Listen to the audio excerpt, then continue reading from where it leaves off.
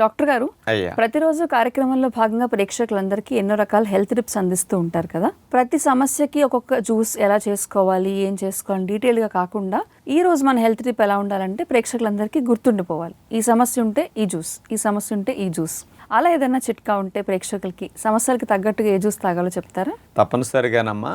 ఒక 7-8 రకాల జ్యూసులు 7-8 రకాల సమస్యలకి బాగా పనికొచ్చేవి, మీరు గుర్తుపెట్టుకోవడానికి కూడా సులభంగా ఉండేవి నేను తెలియజేస్తానండి.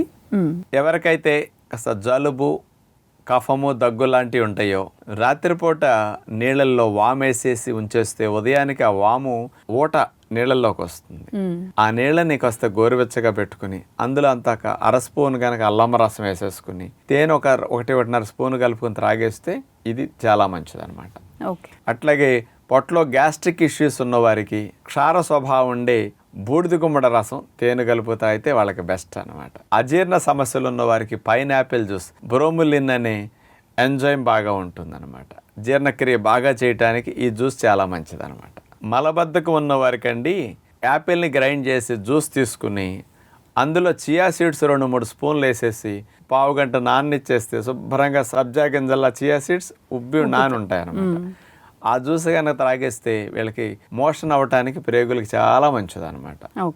లివర్ డీటాక్సిఫికేషన్ బాగా జరగాలంటే బ్లాక్ గ్రేప్ జ్యూస్ ఇది తాగితే రస్వర్ట్రాల్ అనే కెమికల్ కాంపౌండ్ ఇందులో ఉంటుంది. బాగా కెమికల్స్ని, ఫర్టిలైజర్స్ని, మందుల్ని అది బాగా క్లీన్ చేసేస్తుంది అనమాట. అట్లాగే బీట్రూట్ జ్యూస్ తీసుకుంటే బీపీని తగ్గించడానికి అది చాలా మంచిది. నైట్రిక్ ఆక్సైడ్ ప్రొడక్షన్ మనలో పెంచడానికి బీట్రూట్ బాగా ఉపయోగపడుతుంది అనమాట. ఇందులో నైట్రేట్స్ అనేవి ఎక్కువ ఉంటాయి. ఇది లోపలికి వెళ్ళి నైట్రిక్ ఆక్సైడ్గా మారి రక్తనాళాలన్నీ వ్యాకోచించేట్ చేయడానికి ఇది బాగా ఉపయోగపడుతుంది. అట్లాగే డయాబెటీస్ ఉన్న వారికి బిట్టర్ గార్డ్ జ్యూస్, కాకరకాయ రసం తాగితే వీళ్ళకి చాలా మంచిది అనమాట.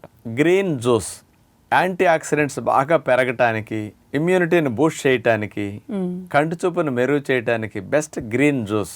అంత పుదీనా, అంత కొత్తిమీర, అంత కరివేపాకు, అన్ని తులసి రెబ్బలు ఇవన్నీ వేసి గ్రైండ్ చేసి జ్యూస్ తాగితే మాత్రం తేనె కలుపుకొని అద్భుతంగా పనికొస్తుంది. ఇక చివరిగా 9వ జ్యూస్, మగవారికి అంగస్తంభన సమస్య ఉన్న వారికి దానిమ్మ జ్యూస్.